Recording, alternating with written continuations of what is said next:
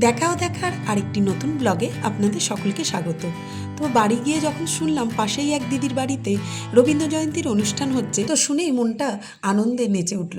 মনে হলো অনুষ্ঠানটাই গিয়ে যোগদান করি। তাই আমি খুব খুশি ছিলাম যে কখন যাব। সপ্ততীও শুনে বলল হ্যাঁ ও যাবে। তাই আমরা দুজনেই বিকালবেলা তাড়াতাড়ি রেডি হয়ে গেলাম অনুষ্ঠানটাই যোগদান করার জন্য। তো এখন বিকালবেলা বেরিয়েছি আমরা, একটা অনুষ্ঠান আছে রবীন্দ্র জয়ন্তী, সেই প্রোগ্রামে হঠাৎ এসে শুনছি যে প্রোগ্রামটা আছে। তো এই যে সপ্ততীকে নিয়ে যাচ্ছি, এই যে সেজেছে, চুলটা কেটেছে, বললাম না কেমন লাগছে ওকে। তো এখানে যা যেরকম ড্রেস ছিল তার উপর নির্ভর করে সেজে যাচ্ছি, সব কিছু তো এখানে থাকে না, সেই কারণে। তো দেখা যাক প্রোগ্রামটা কীরকম কী হয়, আবার দেখা হচ্ছে প্রোগ্রামে। তো এখানে তো আমার কোনো রকমই শাড়ি ছিল না যে রবীন্দ্র জয়ন্তী অনুষ্ঠানে পরে যাব এরকম। তাই কি করলাম, একটা সাদার উপর বেছে আপাতত একটা চুড়িদার বের করে নিলাম, যাতে অন্তত অনুষ্ঠানটায় অংশ নিতে পারি। তো গিয়েই সকলে মিলে রবীন্দ্রনাথের প্রতিকৃতিতে অঞ্জলি দিলাম ফুল দিয়ে। এখনই অন্ধ বন্ধ করোনা মাথা চলছে আমাদের। মেঘে দেখতে পেলাম রবীন্দ্রনাথকে।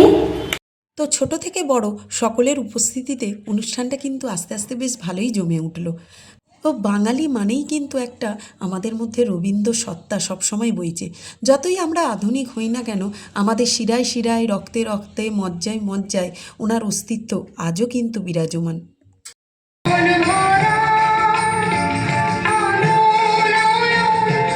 তো সকলের সমবেত সঙ্গীতে অংশ নিতে আমিও চলে গেলাম, কিন্তু একটি ছোট বাচ্চা এত দুরন্ত ছিল যে তাকে সামলানো খুব মুশকিল ছিল।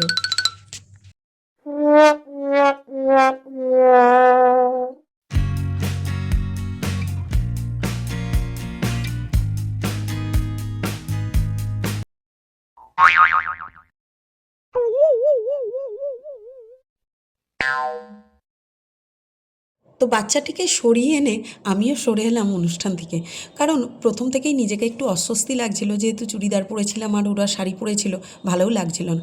তো সব শেষে জাতীয় সঙ্গীত দিয়ে অনুষ্ঠানটা শেষ হলো। আমাদের তো দারুণ লাগলো অনুষ্ঠানটায় যোগদান করে। আপনাদের কেমন লাগলো অবশ্যই জানাবেন। সকলে সুস্থ থাকবেন, ভালো থাকবেন এই কামনা করি।